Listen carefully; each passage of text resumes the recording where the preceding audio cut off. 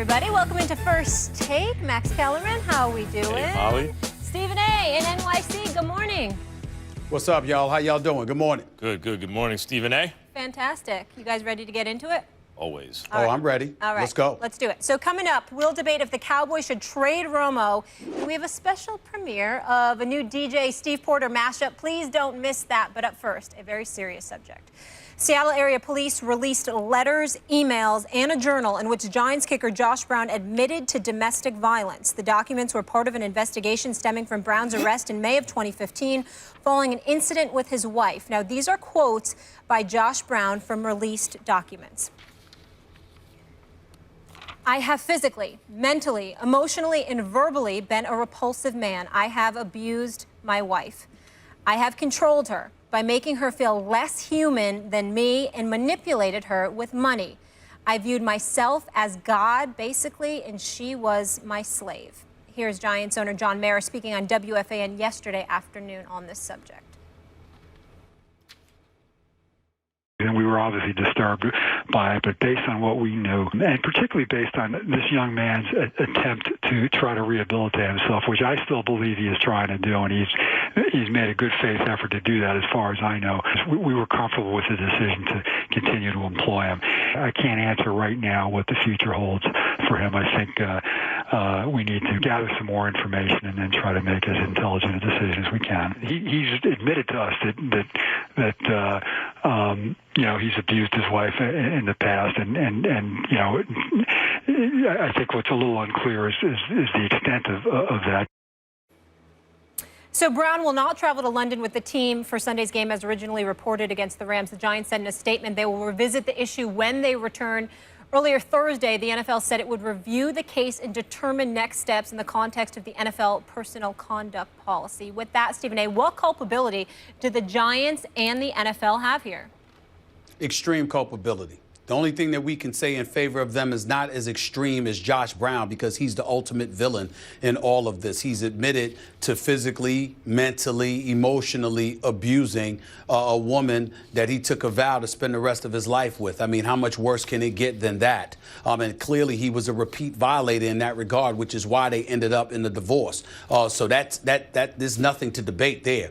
As it pertains to the New York Giants and the NFL, as far as I'm concerned, there's nothing to debate here either. If you are the New York Giants, somehow, some way, first of all, before I even say that there's no excuse for how they act, let me make sure that I qualify my comments by saying this, because it's very, very important to say. No matter who you are, no matter what position you hold, this kind of behavior can't be excused. It can't be condoned. It has to be condemned at every level, and that's the bottom line. But forgive me if it also resonates in my mind how all of these clear exceptions or clear modifications or leniency, rather, is being accorded to a 37-year-old kicker. Are you kidding me? It makes absolutely no sense whatsoever. We might not like it. We might not approve of it. But if it was a superstar player or what have you, as inexcusable as it would be, at least we could make rhyme or reason as to why it's taking place, no matter how egregious it may be. But in the case of Josh Brown, I'm at a loss for why the concessions have been made for this man. He should have been off the team as far as I'm concerned. If you're the New York Giants, who's supposed to be an organization that's class personified, who's supposed to be about doing everything on the up and up, the Maras and the Tishes and all of them, and a reputation that they have built spanning decades, to sit here and allow this particular individual over the last year to essentially stain this franchise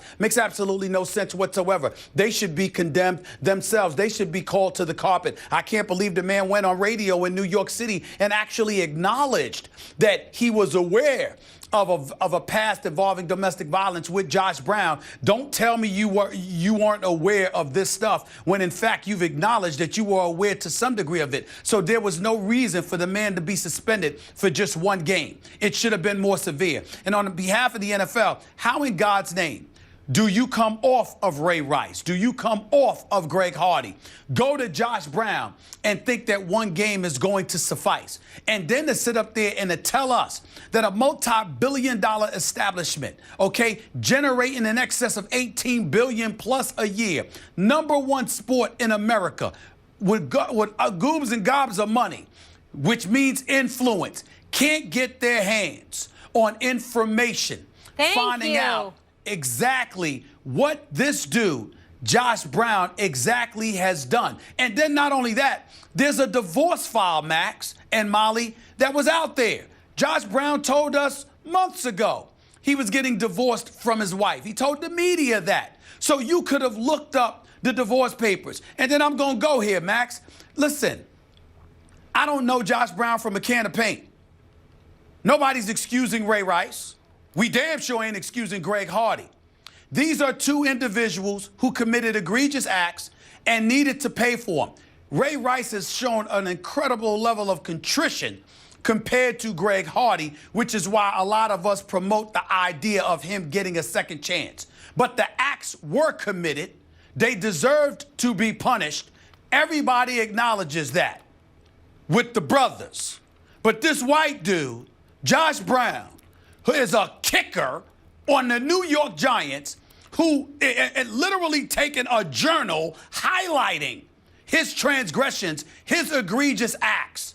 And it's not until a couple of days ago when the Kings County office in Washington sits up there and releases this information that suddenly here we are again. This should have been handled by the New York Giants. It should have been handled by the NFL. It was egregious that they haven't handled this. It's egregious that they still haven't handled this. It's not enough for him not to be going to London. He should be suspended immediately for the max that is allowed under the collective bargaining agreement because of what Ray Rice has suffered, because of what Greg Hardy has suffered from. In the interest of fairness, this has to be handled. And the Giants and the NFL need to be called to the carpet for this. This is a damn shame. I want to address the Ray Rice and Greg Hardy stuff in a minute, but I just first want to say that I believe today, everyone, and yesterday, everyone is asking the same questions. Yeah. It's baffling. The reaction of the NFL and the Giants is baffling. I want to start actually with the NFL. And everyone's going to say this too, and you said it today, Stephen A. On the heels of Ray Rice, what happened to a zero-tolerance policy? It seems the opposite of that, and everyone's going to ask the same question. And for a 37-year-old kicker, and the reason people bring that up, it's not to say, well, if he was a star, it would be okay.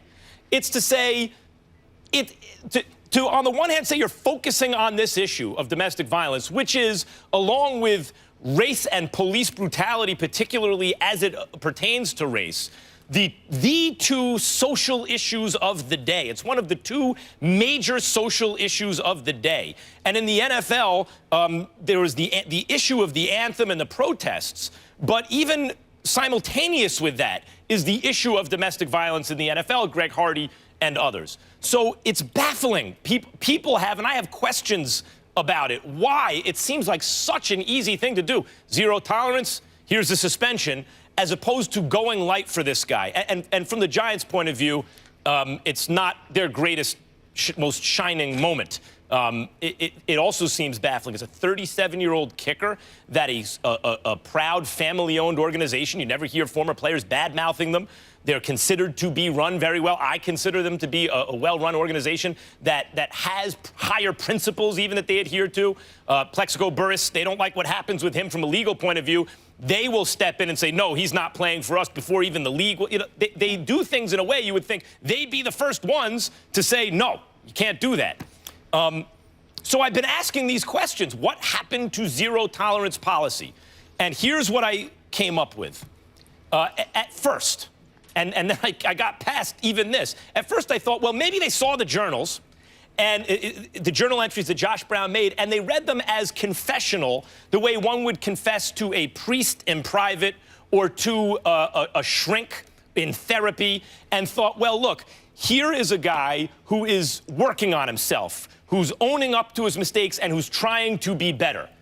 The problem is both the NFL, whether or not that passes muster in the first place, I'm going to get to that in a second, both the NFL and the Giants have said they didn't see the journal. So it couldn't have been that. Well, at least he's working on himself, and anyway, this should have been private and all that. It couldn't have been that if they didn't see it. So I'm left with the idea, Malcolm Gladwell wrote about this in Blink, that you know what's most highly correlated with lawsuits for malpractice with doctors, it's not actually their results. It's their bedside manner. Bedside manner, you could have bad results and good bedside manner and be sued less for malpractice than good results with a bad... Wait, I'm not done. Good results with a bad bedside manner. And I think that's how it applies to Josh Brown. I think that he, and you hear his teammates and everyone talking about him, they see him as a good guy. And they're not looking at the recidivism, the fact that the behavior was a pattern and continuing. But they see him as a good guy, and that bedside manner allowed a 37-year-old kicker to skate with these very serious charges and even confessions that he's made about domestic violence. By the way, the worst, among the worst of them, was the fact that he admitted to being physical with his ex-wife when she was between 4 and 6 months pregnant. Sickening. Well, here's the deal. The other part about it, and listen, when we bring up the dichotomy that exists between a Ray Rice and a Greg Hardy and how they were treated and a Josh Brown and how he's being treated, here's why I also brought up you got two brothers that have been raked through the coals, deservedly so, no doubt, but nevertheless raked through the coals, and Josh Brown has been protected. It's not about... You're not looking and walking around and seeing a white person here, a white person here, and thinking something like that. No, you're talking systemically. It harkens you back to the days with issues with black coaches and beyond, and the great Bill Walsh talking about how, you know, folks don't necessarily ingratiate themselves with us well enough, or vice versa, et cetera, et cetera. You're talking about relationships. And the fact of the matter is, some folks have better relationships than others. There is no doubt that Josh Brown clearly has a good relationship with Giants ownership. What other justification can there be? Even if you have relationships with players and they love you and they're your teammates. Steve Weatherford is a good guy. He's been on this show on many occasions. He's one of Josh Brown's best friends, former teammate. Spoke up for him just the other day. He's entitled to do that. What I'm saying is he ain't the decision maker. Those teammates of his ain't the decision makers. The coach is. The GM is, ownership is.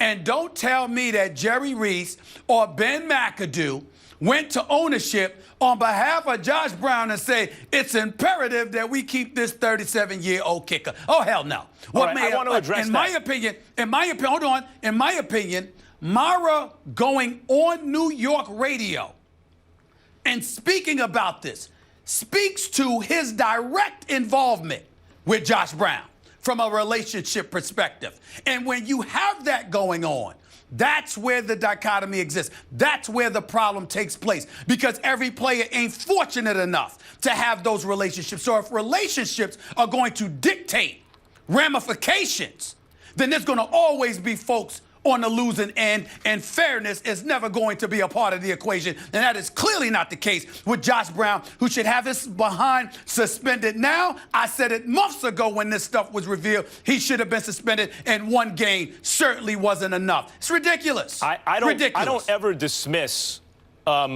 claims or at least thoughts about how race has an impact on these things, because clearly, given our history, of the history of this country, that is a reasonable question to ask, and it's likely that race often does play a factor.